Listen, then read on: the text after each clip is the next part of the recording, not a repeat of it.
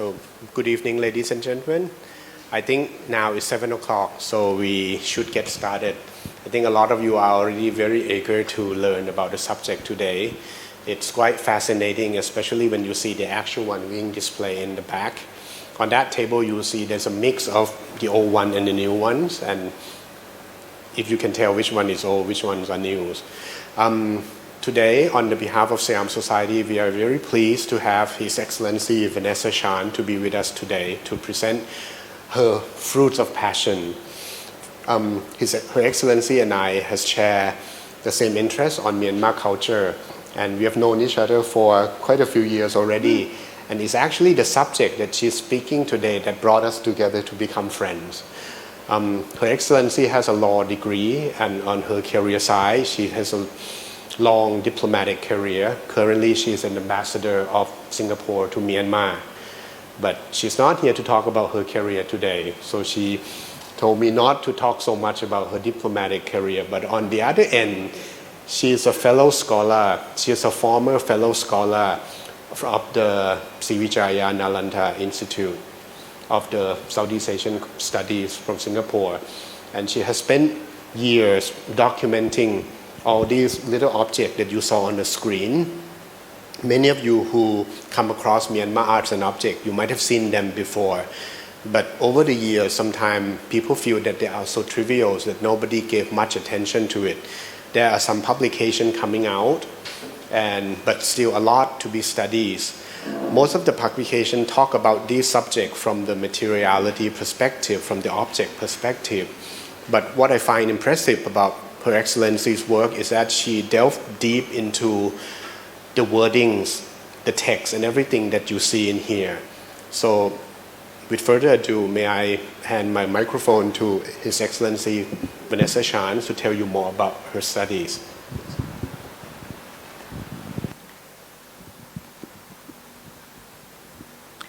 Thank you, Kun Ek, for your very kind introduction. Ladies and gentlemen, good evening. Sawadika, Mingalaba. I'm greatly honored to be here tonight. Today is actually my birthday, and by inviting me to address this august society, you have given me a superb present. Thank you all. So what is a Sarsikyo? A straightforward definition would be that it is a dedicatory text from Myanmar that accompanies a donation of palm leaf manuscripts or donations to a monastery or to a particular monk. The text uniquely is woven into a ribbon 3 to 7 meters long using tablet weaving techniques. This is an early photo of Sarsikyo weavers from more than a century ago. It was sent to me by a friend from Mandalay who took it off the internet. He cannot remember where. That was Assistant Professor So Chotu of the Mandalay State Sazana University. But he managed to identify the donors. The man in the center is U Shui Let, also known as U Choyan, an author and producer of Burmese traditional medicine and a member of the sect of the Yekin Takin Sayadaw, the Masters of White Magic. The woman standing on his left is identified as his daughter, Daw Tata. As usual, the weaver is unknown. The purpose of Sarsikyo as textiles is indicated by one of the common names for them. Sa, which is writing, Si, which is to tie, Jo, cord, string, thread. So, string to tie up writing, basically. They were used to tie up manuscripts inscribed on palm leaves, known as beza, when these were commissioned by donors, usually as offerings to monasteries for the use of the monks. The texts are always, for these purposes, almost always religious. The Pitakas or Pali grammars or commentaries.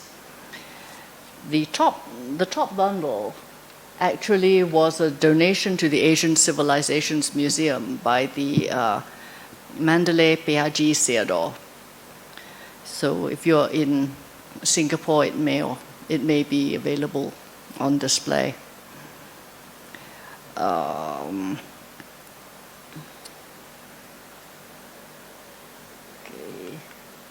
This is what the palm leaf manuscript looks like unbundled. The purpose of Sarsikyo is, this thing here, that's a tan liet, which was used to turn the palm leaves, which are delicate things, as you know. And also, with the text on them, they were quite often used like library catalog tags to tell you what the palm leaf bundle actually contained. The documentary function of Sarsikyo, as text woven into the ribbon, was to commemorate the donation and to express the donor's goals and desires in making the donation. At the end of the colonial era, with the extinction of palm leaves as a writing medium, Sarsikyo were largely being used instead to tie up sets of kamawa, or as they are more commonly known outside Myanmar, kamavasa. Thus, another name for them, kamawajo, meaning kamawa string, is quite often used in the texts. Sarsikyo weavers therefore survived into the second half of the 20th century in close association with the kamawa writing companies of Mandalay. You've probably seen a lot of these around in antique shops, quite sometimes pitifully misidentified as Burmese Bibles.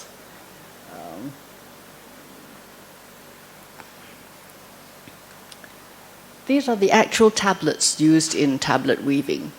These belonged to one of the very last known weavers, Do A. Kin of the Ubo Kamawa Company in Mandalay. This set is made of deerskin, the traditional material.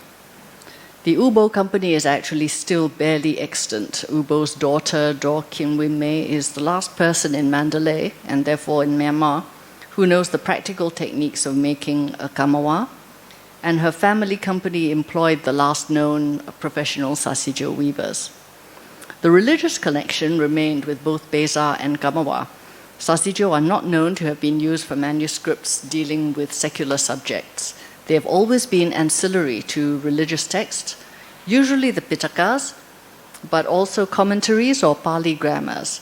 This doesn't mean that they were respected in that era, unfortunately, far from it. Monasteries disregarded them completely, which is how so many of them have ended up outside Myanmar, sold to foreign collectors like me. The important part of the Beza bundle for the monks was the manuscript, the text. The Sarsikyo was just a bit of decorative string to tie the whole thing together, and it was tossed aside when the manuscript was unwrapped for use. In more than a decade of research, I have never seen a Beza manuscript that was still accompanied by its original Sarsikyo. I have seen Sarsikyo used as a tape measure, as a belt, and in a monastic library in central Myanmar, it was being used to hang the monks' laundry. To be fair, none of them except the tape measure had actual text on them. So why should we bother with them if their original recipients didn't care about them? The answer comes from the unique nature of Sarsikyo as both text and textile. Tablet weaving is an art known for millennia across Eurasia, but only in Myanmar were tablet-woven textiles turned into actual documents. I'm not competent to discuss the technicalities of tablet weaving, except to say that if it turns out that there are discernible differences in technique in different Sarsikyo, for instance, that would also be important to know. The magisterial work of the late Peter Collingwood unfortunately does not mention Myanmar in any detail, although before his death he worked with the late Rafe Isaacs, author of Sarsikyo, the only other book in English about Sarsikyo that I know of. Mr. Isaacs spelled Sarsikyo phonetically, according to its pronunciation, rather than its actual Burmese spelling.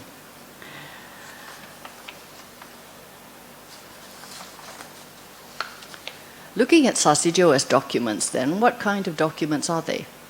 I've called them dedicatory texts, but they actually cover a wide range of types. For instance, in all eras, one finds straightforward Buddhist expressions. Let's see. That's what it says. It's an extremely common text and is found on Sarsikyo over more than a century in manufacture. So I would consider it pretty much a stock text in Sarsikyo terms. We don't know whether, for instance, weavers actually kept stocks of such Sarsikyo for use, but it is entirely possible. There were also many longer and more complex texts, often using poetic forms, sometimes specially composed. Many of these are explicitly dedicatory. They named the donors, they described the donations, they set out the wishes of the donors, usually to gain merit and eventually achieve nibbana.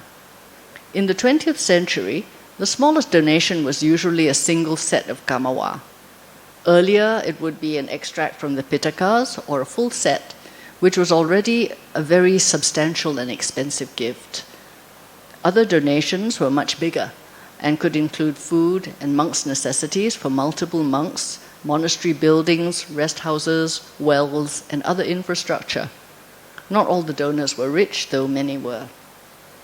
At one extreme, from the royal era, we have a lengthy text from a donation of Thutiri Kalya Devi, a Shan princess from Teni who, together with her sister, was one of the consorts of King Mindon.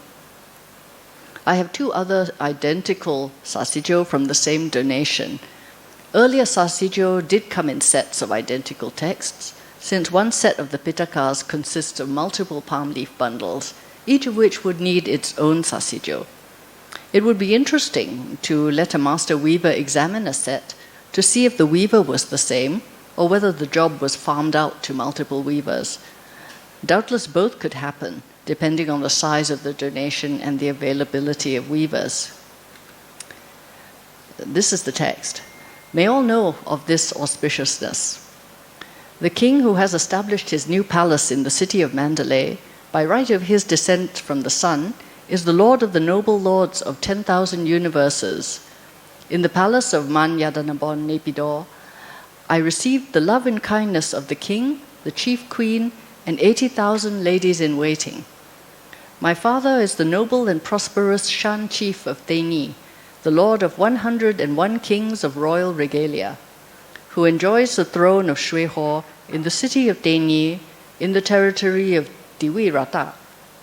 He is a ruler and possessor of the town named Taunze, and a large number of other towns, villages, and satellite territories. I am a beloved daughter, cherished like a ruby, by my father, the Shan chief, entitled Diwi Rata Mahawunta Bawara Deta Dudama Rasa, well known all over the territory, by my mother, his right hand, called Mahadevi, with the title of Shui, which is to say gold, and by my grandmother. In the palace of Man Yadanabon Naypyidaw, I am granted the city of Chaupan with the title of Shui, under the name of Tutiri Kalya Devi, as I am so loved by the king and the chief queen. I, who am a beautiful lady free from the 6 womanly flaws and having the 5 womanly qualities, am well aware of the truth of the cycle of existences impelled by the interaction of lust, deeds, and consequences. Therefore, I donate these golden palm leaves that are as clear as the figure of the rabbit visible on the surface of the moon, on which I have had copied in Pali the sermon Vimotiya, as preached by the Buddha himself. For this donation, I wish to be a man in every future existence and to be free of every danger. I wish my virtue of knowledge to be as broad as the sky, the sea, and the ocean. I wish to be widely known on the earth because of my knowledge. I wish to cross samsara on board the ship of the Eightfold Path, Magin Shipa, avoiding the whirlpools of samsara full of violent waves. I wish to escape from samsara and reach the shore of Nibbana as soon as possible, stopping the cycle of rebirths, just as the white tips of rolling waves stop when they reach the broad pearl-colored beach. All humans, Nat and Brahmas, are requested to say, "Well done," to my donation. Yeah. I think that sort of speaks for itself, really. This one here is a much more succinct text from the modern era. It's actually dated 1297 Myanmar era or 1935 in the Common Era. And this was from a small family donating a modest set of kamawa. You can tell the difference in style, by the way, from the older one and the newer one. So the text for this one just says, "As a dedication to the late venerable monk U Kotala Do Nin Ngwe and her nephew Maung Kim Maung, living in the Chinatown quarter of Zeji in the town of Molomyang, donate a copy of the 9 Kamawa selections from Pali texts by Dhammasedi, year 1297, Myanmar era." The mention of 9 common Kamawa texts is interesting, since now only 6 are normally used, so as usual, more research is needed. During the colonial period, Sarsikyo sometimes became vehicles for anti-colonial political sentiments by individuals. So in addition to the normal descriptions of the donors, a family in this case, and their wishes for the achievement of Nibbana, it includes lines like this: "May we triumph over our enemy. The ruby glistens red, its true color, free from flaws. Theravada Buddhism, which flourished since it first arrived in Myanmar, has faded only now in the times of the wicked ruler. During the reign of the devilish ruler darkening the light of Buddhism, a large number of Buddhist monks are oppressed, and the influence of noble senior monks is lessened. Many monks are concerned about the future of Buddhism and the present conditions that prevent them from freely serving Buddhist purposes. The heretical ruler, which has seized Myanmar indifferent to Buddhism, in which the Myanmar people devotedly trust, spies upon and takes action against all those on their blacklist whom they consider to be threats to their rule. There have been numerous prophecies and auspicious sayings spreading in the country, so that the people hope for their own sovereignty again, including the district and city of Meiktila, which is kept under British rule. There, if one searches for such and such a village, which is such and such distance from the city of Meiktila, one finds the village of Pyeongbao." This Sarsikyo is undated, but the reference to prophecies and auspicious sayings might conceivably refer to the unrest preceding and culminating in the Seasan Rebellion of 1931. The heretical rulers here are the British, and the ruby refers to the Konbaung dynasty and the famous Ngamount ruby, which disappeared in the fall of Mandalay and is widely believed in Myanmar to have been stolen by a British soldier. Since Sarsikyo were a medium of expression completely opaque to colonial security forces, they could safely be used to mourn the fallen Konbaung dynasty and express hostility to the British regime. So I believe that the significance of Sarsikyo as historical and sociological documents should be clear just from this brief look at their contents. And of course, they are also a source of information about the donor's understanding of Buddhist theology and philosophy. Myanmar literature and history in the pre-colonial period has traditionally been sought in rock inscriptions, bell inscriptions, parabite, and peza. These were all the work of the highest classes and the educated elite. This element probably predominates in Sarsikyo too, of course, especially among pre-colonial Sarsikyo. Nonetheless, from the fall of Mandalay right up to the modern era, we also hear the voices, wishes, hopes, and dreams of people who were perhaps not of the lowest class, but were not of the royal, aristocratic, or scholarly elite either. So I'll read you a final text to illustrate this point.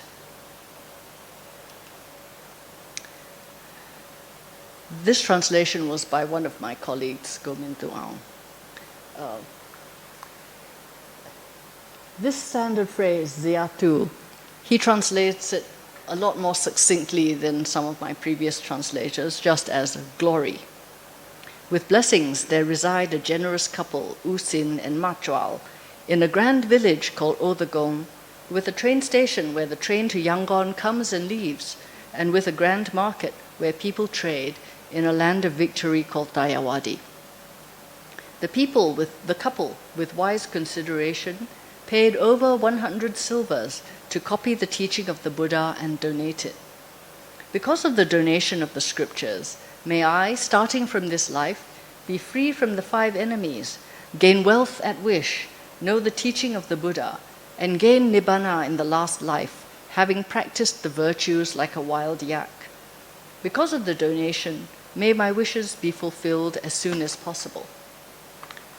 I'm given to understand that the wild yak is known for its good grooming. So the donors are wishing that they will be able to be as assiduous in the practice of virtue as the wild yak is in combing its hair. So in the currently non-existent field of Sarsikyo studies, we are still at the stage where quantity is quality. There are currently only 2 collections of published Sarsikyo texts that I know of.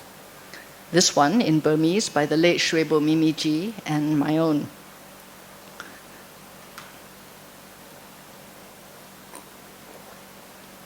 Do Mimiji's book is currently out of print, but the text is available online. By her wish before her death, I'm working with her son, Dr. Ying, to prepare a second bilingual edition with an English translation of the texts. She unfortunately could not afford to publish photographs at the time, and she also omitted to record the locations of the Sarsikyo she used. Nonetheless, it is an extremely important and valuable collection. She recorded the texts of Mon and Rakhine Sarsikyo as well, and one chapter preserves the contents of an extraordinary Parabite manuscript, now lost, which collected texts specially composed for Sarsikyo by a monk of the royal court who was famous for his literary talent. My own book can charitably be described as heterogeneous, since the Sarsikyo photographed and translated therein are simply the first 190 specimens that I collected while on my first posting in Myanmar between 2007 and 2011.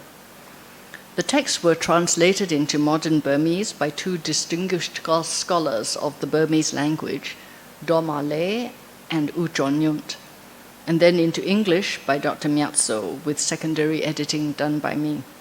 My principal contribution is the introduction, which contains my preliminary taxonomy of Sarsikyo as textile artifacts, and my own research about the weavers of Sarsikyo, most of them women who are not, except for the last few, recorded at all. I do have a few copies downstairs. I'm selling these as on behalf of a social enterprise, which I shall talk to you about, who are extremely important in the future of Sarsikyo. Given the tens or hundreds of thousands of Sarsikyo that must have been woven in the last 2 or 3 centuries, the number published and available for study is paltry. It will need many more specimens to be published before we can even guess at the extent of the field in both time and space. There are also, of course, Sarsikyo that have no text at all, because the donor wasn't interested, couldn't afford it. If they were just kept as stock items for anyone who wanted to just buy something to tie up their peza or their kamawa, or for some other reason lost in the mists of time. But until many more are published, we won't really be able to tell how representative the few published texts are and how many of our speculations are accurate. So from my remarks so far, I hope that you now understand some of the complexity of Sarsikyo. Even trying to produce a basic taxonomy for them is difficult. Should they be treated as texts and categorized according to their authorship, if known, or their religious, historical, or sociological content? Should they be treated as textiles and assessed according to materials, weaving techniques, dyes, and stylistic differences, both general and individual. For instance, I would guess that an accomplished Sarsikyo weaver could look at a collection of Sarsikyo and tell which ones were woven by the same person, or in the same area, or in the same style, based solely on the handwriting of the weaver. So all these factors would have to be relevant in assessing every single specimen, making the study of Sarsikyo intrinsically interdisciplinary, and therefore really quite hard to do. So in terms of geographical extent, Sarsikyo are known from their texts to have been woven in all parts of Buddhist Myanmar, principally in the area around Mandalay, the heartland of Burmese culture, but also wherever there was strong Buddhist culture, in Mon, Rakhine, the Ayeyarwady Delta, and southern Shan State. To my knowledge, they were woven in the Burmese, Mon, and Rakhine scripts in both Pali and in the vernacular. I have no photographs of Mon or Rakhine Sarsikyo, though I have been told that Mon language Sarsikyo can be found in the Don in Mon State. It is unfortunately currently hard to get to, and I haven't been able to actually see any of them myself. I saw Rakhine language Sarsikyo in Sittwe in 2010, but that collection is now lost. I know of no Sarsikyo woven in any Shan script or language, while Shans in eastern Shan State in Kengtung and Tachelek still commission palm leaf manuscripts as offerings. I found no trace of Sarsikyo ever having been used there. In Taungji, in a private collection, I saw some Sarsikyo from the royal era, which were donated by Shan Soba, Saufa, I think is the Thai term. But they were woven in Mandalay, in Burmese.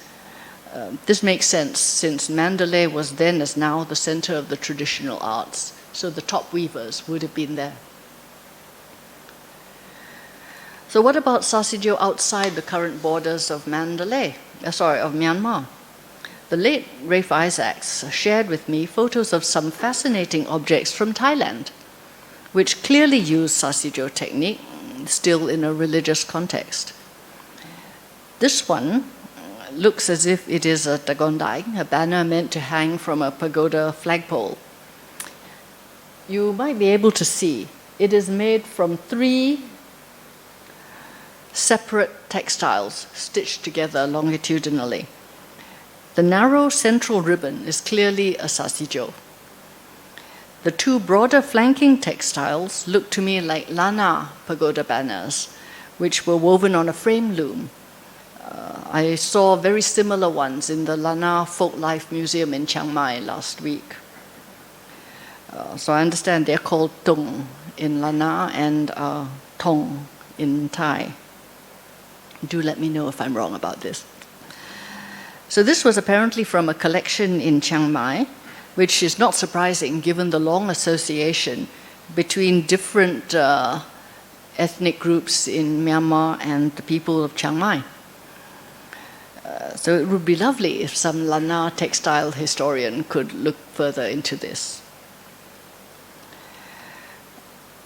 The other things he sent me are 2 short ribbons with woven text in a Mon Khmer language, Khmu, I think he said, which were apparently used as library tags for palm leaf manuscripts in a monastic library in the Wat Po. And that's one. That's the other one. I've never seen them in real life, but I think such tags would be an extremely interesting subject of research for historians of both Thai textiles and of regional Buddhist material culture and practice. It would be also interesting to find out if tablet weaving with text was ever practiced in India, Sri Lanka, and the Himalayas. In terms of their extent in time, no one knows when Sarsikyo originated.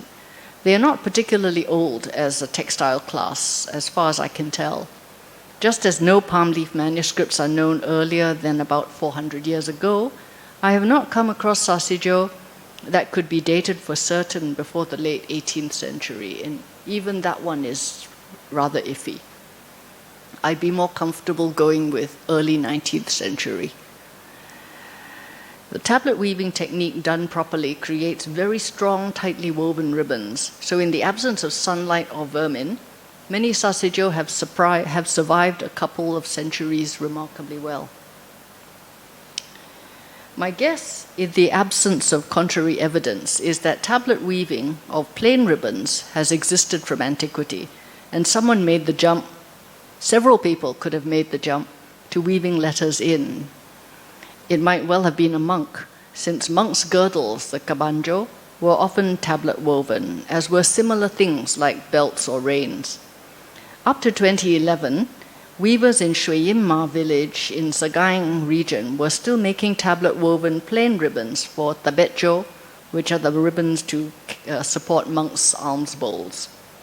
They told me that they'd once made reins for horses, and during World War II, they made Sarsikyo sword belts for Japanese officers, though by 2009, the knowledge to weave Sarsikyo was lost.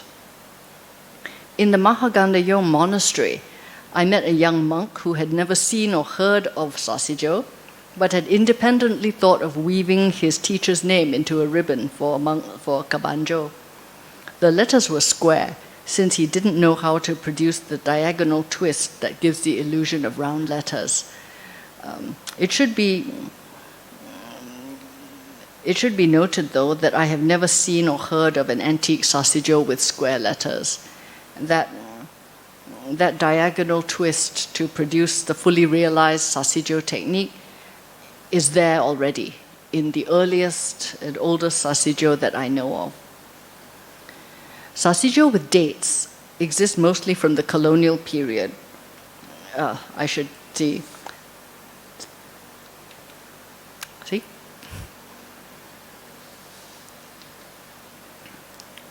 That's the wooden beater to force the weft down to make the ribbon as tight and strong as it needs to be, because these were functional objects. Okay, so Sarsikyo with dates.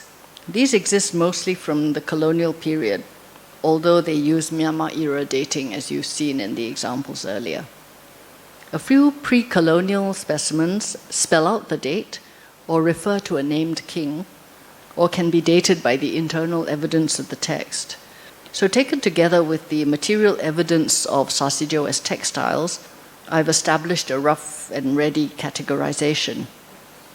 Most Sarsikyo were woven from cotton, though some were also made of silk, and a few unique brown or orange ones with no text, found only in central Myanmar, were woven from animal hair, either goat or sheep, according to a nice conservator in Singapore who took a look at one under a microscope for me. Again, until many more are made available for study, we do not know what the percentages of materials might have been at any time. There are Sarsikyo woven from silk, and I've heard of Sarsikyo with text woven with gold and silver wire. I've seen a photo of one where the precious metal was extracted, leaving a readable void on the ribbon. I've never seen a Sarsikyo myself in person with precious metal in it, and I suspect that any that survive are likely to be in the hands of foreign collectors. The earliest Sarsikyo used hand-spun thread and natural dyes, primarily indigo for blue, and possibly lac for red. There are actually some specimens on the table at the back. Blue Sarsikyo with white text are considered to be the oldest, although the color blue, for some reason, is very rarely used as the background color in later eras. The texts are usually purely religious and rarely contain personal information about the donors, though again, this is just a provisional speculation. Non-textual decorations are usually of geometric forms and occasional linear animals like snakes and geckos. After the First Anglo-Burmese War, imported machine-spun thread arrived and enabled the creation of narrower, stronger ribbons between 1 and 2 cm wide, mostly in red with the text in white. This is what I call the classical style of Sarsikyo. They often have detailed decorative flourishes on the letters and very long texts, but not many images. And we start to see much more personal information about the donors. The final flourishing of Sarsikyo in the latter half of the 20th century produced what dealers call the Mandalay style. This is a sort of intermediate version in width, but I consider it sort of early Mandalay style, characterized by narrow, tightly woven, multicolored ribbons with elaborate decorative flourishes on the letters and many stylistically standardized images. As you can see, legibility was not a major consideration.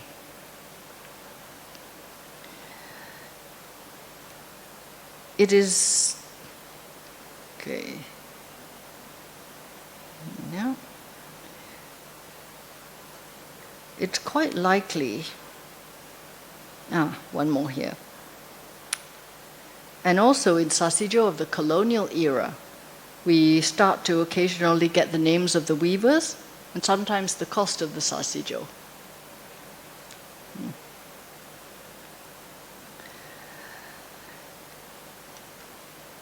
These are samples of some of the images found on later Sarsikyo. It's very likely that they had significance. Rafe Isaacs had a theory that in Mandalay-style Sarsikyo, where the sequence of images is usually very standardized, they symbolize the entire donation process, from the making of the offerings. That is candelabra, probably, but with 3 hintha birds sitting on it, as part of the offering of light that you put on a Buddhist altar. Then you have the announcement. Then you have the announcement of the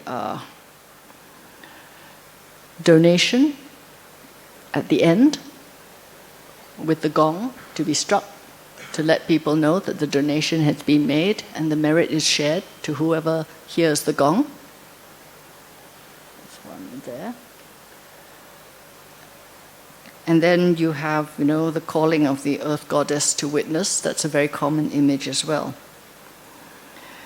So, unfortunately, there's no documented evidence from the weavers as to what they thought they were weaving. So this is all totally speculative as well.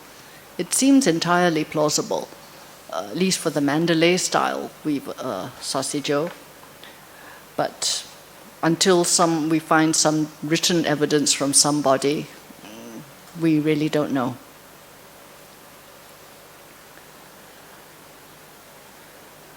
The central images of animals, they are actually very common in Sarsikyo right from the beginning, though the animals differ. The fish and the chinte in this case are actually part of pairs, used to separate the verses of the text. You'll notice that the mouths are open. So, in a sense, you could interpret it as the animal speaking the words. I initially thought of this as a chameleon. You can sort of see why, but really it's an elephant. And again, its mouth is open, sort of, and it's speaking words. That's a gong. That's another gong. Hintha birds, the mythological Brahmini duck. Those are symbolic, actually, of the city of Bago. But until you match that up with the text, I wouldn't be comfortable saying that they always symbolize Bago, because the Hintha bird is also one of the lives of the Buddha.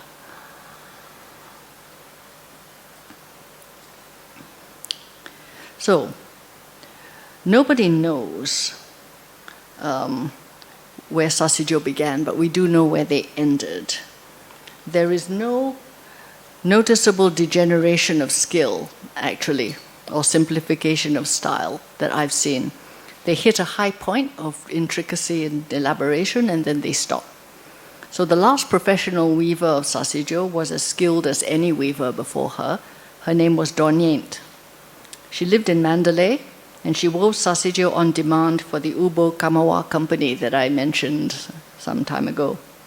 Demand was already fading, and she was weaving fewer than 10 a year by the time she died in 1994, at the age of 88. I have one of her last Sarsikyo, dated 1979, in pure Mandalay style. I don't know if you can see clearly, but the images are there. See, parrots speaking, a parrot speaking the text. Parrot.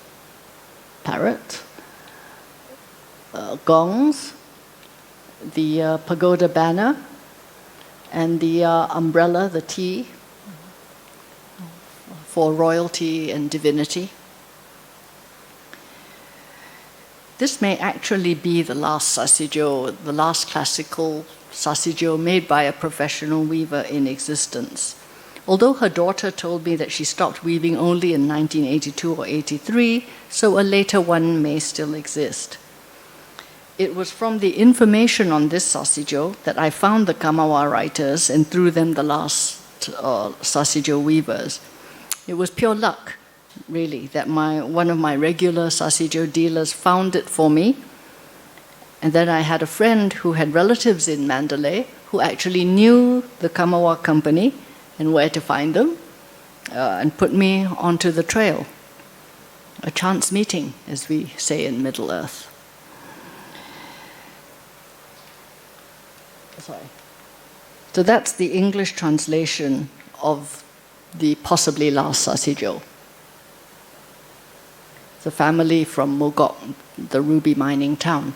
I actually managed to track down the last surviving member, the donor's granddaughter, Machichi Min, who's mentioned in the text. Unfortunately, she was only 15 at the time of the donation, so she didn't remember any details. So where now for Sarsikyo? As textiles, the art has actually been resurrected, though still rather tenuously. In 2011, I was being helped in my research by the head designer of the Sontu Traditional Textile Arts Company, a backstrap weaving social enterprise run by Southern Chin from Rakhine State. We found a weaving teacher, Doronne Zin, in the Saunders Weaving School in Amarapura, who actually knew how to weave Sarsikyo. She worked with Dr. Yuen, the son and collaborator of Shuemo Bimiji, whom I've mentioned before, to perfect her technique, and I sponsored her to go to Mimbia in Rakhine State to teach the Sontu weavers at their workshop there. The Sontu weavers are Chin and have no tradition of Sarsikyo whatsoever, but they are also master weavers, and after only a few years, their work was fully equal to what I would consider the best of the past. And you can see some of their work on the table behind. That is the new version of Sarsikyo.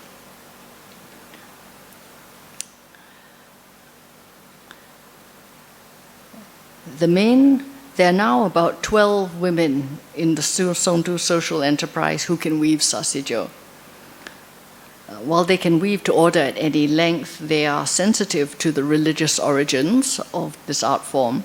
So the main form in which they make Sarsikyo is now either a short bracelet with a common Buddhist text, such as the Triple Gems or the Namo Tata, the Namo Tassa, which is worn around the wrist for luck or as a meditation aid, or they do slightly larger ones to be offered on an altar or tied around a donation basket. They hope to be able to reintroduce them to the Myanmar and wider Buddhist market, so as to ensure the survival of the profession and the technique. So this is a comparison of a double-lined Sarsikyo from the 19th century, a really big donation, and the modern version, which is the Triple Gems from the Sontu weavers. I know of only 3 antique Sarsikyo done with this virtuoso technique with the double lines. One is in the National Museum in Yangon. The second, which is from the same donation, is in my own collection. And the third is entirely distinct and is in the collection of a Thai scholar. There are now... So what about the hoped-for field of Sarsikyo studies? My wish is simply for Sarsikyo to be recognized and studied as literary and historical source texts on equal terms with Beza, Barabai, and Rock and Bell inscriptions. They should be studied as textiles and as texts. They are unique and important artifacts and an intrinsic part of the material culture of Myanmar Buddhism. To this end, I have been encouraging libraries and monasteries in Myanmar with any holdings of Sarsikyo at all to scan or photograph them and put the images up online so that they are available for study. I would also call on my fellow foreign collectors and dealers of Sarsikyo, some of whom have collections in the hundreds or thousands, to do the same as an inestimable service to both Myanmar and Buddhist studies. I think that much useful work could also be done to discover more about the social context of the weavers themselves. Surely what I have found so far cannot be the last word on the subject.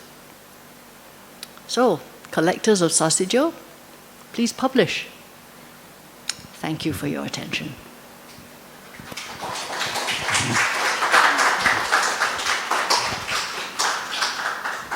Thank you so much, Vanessa. I think I'm very intrigued with all the wordings because for me as a collector as well, for many years I've looked at them as an object, but without her studies I wouldn't know so much details that you can reveal from the personal point of view of the donors, or so many wishes like Nibbana, wishes to be a man, wishes to be like so pure like the yak, something you just mentioned. I think that's fascinating. Now we have a few minutes for any questions that the audience may have. Please, anything that you are curious from what she just presented to us, please.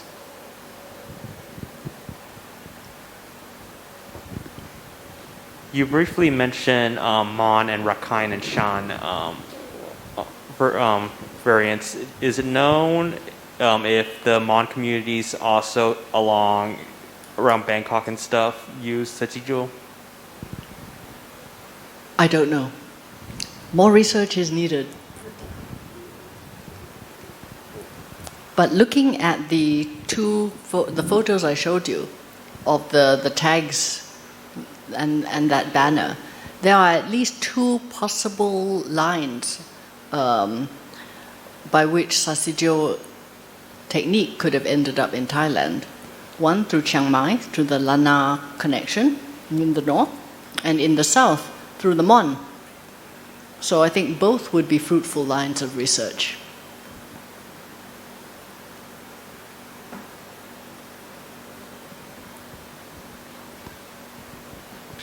Thank you. It's very interesting in a period of something I don't know anything about. I've seen many Buddhist manuscripts in Thailand wrapped in textiles, completely wrapped in textiles. Do they also do that in Myanmar or Burma? Yes. And would they combine the Sarsikyo with the textile? Yeah. There was it's a bundle. I think let me go back to the front.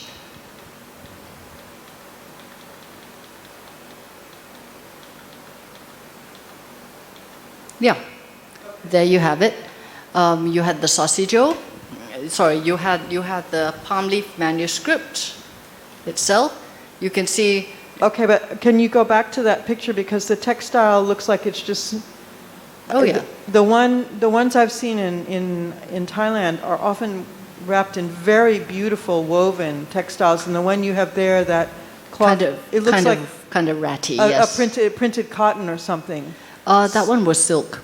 Oh, it was silk. Okay. Yes. So yes, they are also they were also wrapped in extremely beautiful textiles. I have seen specimens of those. A lot of them were cut down from old Luntea Achek, for instance, expensive textiles, either the fancy silk court textiles, or sometimes just imported printed textiles, because of course those were exotic foreign objects. So they were quite often, cut down from an old longji or something and sewn up into a wrapping cloth. And then after that, so you start with your basic beza, which is usually tied together, frankly, with a regular bit of string. And then after that, it's wrapped in the cloth, and then it's tied with the sarsikyo. And then occasionally you get the tanliet attached. Sometimes you have a tanliet attached to the sarsikyo itself. I have some specimens like that. But you can also have just a regular one. You can see where they would have tied it. But because it might be interesting if you have more information about the textile, whether it would help to date or the... It would. Yeah. But then you'd have to check whether it was the original textile, which quite often you can't tell at all, unless there's some internal evidence in the text itself. Like that one there, we had no idea at first. We thought it was the original, and it's not. They're talking about completely different texts. So you can date the textile, you can date the palm leaf sometimes, but whether they actually belong to each other is a matter of chance, I suspect.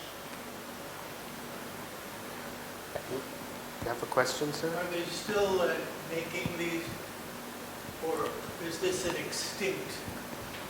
As I said, Excuse me, let me say it through the microphone. Are there craftsmen who are still doing these with their inscriptions on it, or are they plain without any decoration? as I mentioned at the end of my presentation, the Songtu Weaving Company has now actually mastered the art of making sarsikyo and is producing them. That's one of their normal products. The wrist meditation bracelet. That's also one of these. From the size, that one looks as if it's designed for offering on an altar or to be tied to a donation basket. So yes, it's currently being made as well.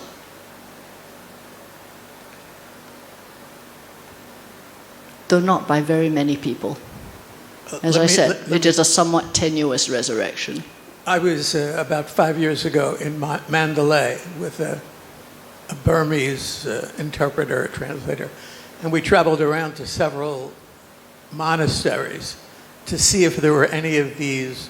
After Mr. Isaac's talk several years ago, I went to Mandalay and I wanted to see if there were any around. And it was virtually impossible to find any in the monasteries that were being used then. There were some antique stores that were selling them at a very hefty price, but we weren't able to see any in the various monasteries around Mandalay. Are there some still around? I'd consider it highly unlikely. As I said, the monks didn't value them at all, so they were just sold. Right. That's what they said to us. Why would we keep them? Yeah. Yes, I would. In any case, I wouldn't buy them directly from a monastery. That's an easy way to get into a lot of trouble.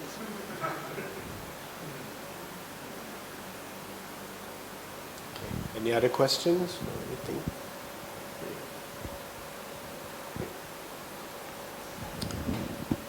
Okay, just one more from the gentleman over there, please. Oh, several more. I was just interested in the new sonetu. Is that how we say that? Songtu. Songtu. Because you said it's in Chin state, or done by Chin people?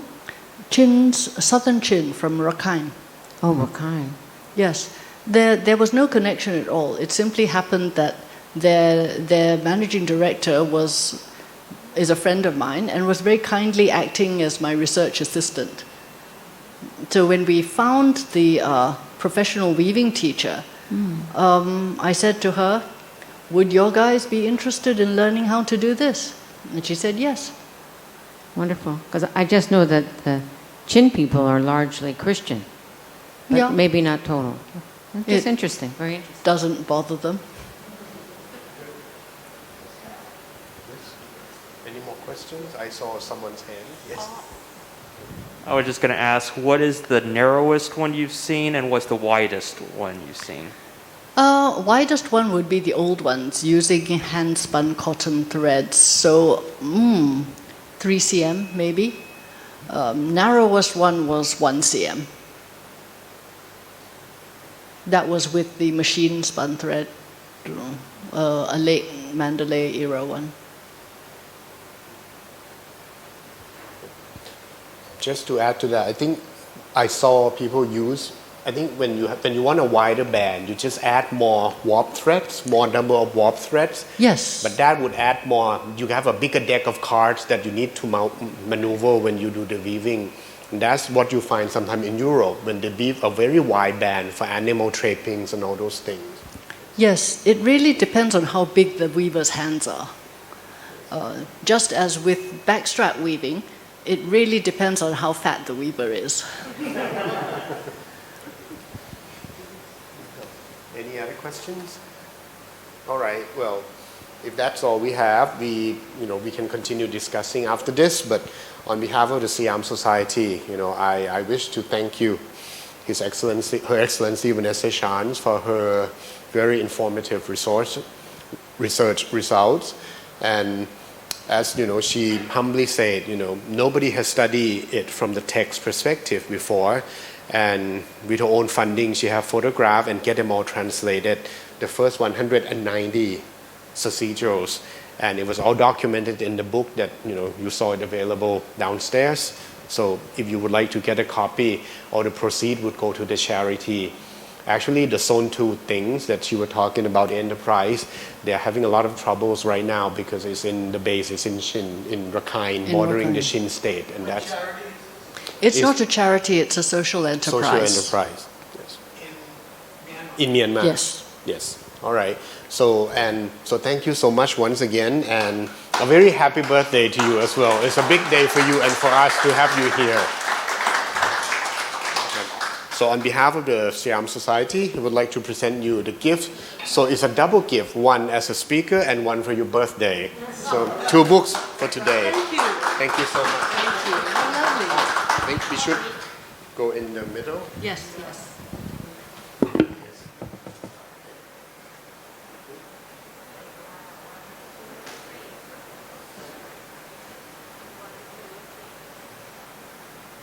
Thank you so much. And thank you all for the presence tonight. So Siam Society normally have a lectures every Thursday, and we have music program mostly on Wednesday night. We have study trips. We have wonderful library full of very interesting things. And we have the conference coming up in January on the climate change and cultural heritage conservation. So please look us up. You can check on our Facebook. We have Instagram. And the latest one is you can also add us online account. So that will be the very accessible way of getting to know what we are up to in terms of activities. So thank you so much for your time, and good night. We'll see you later.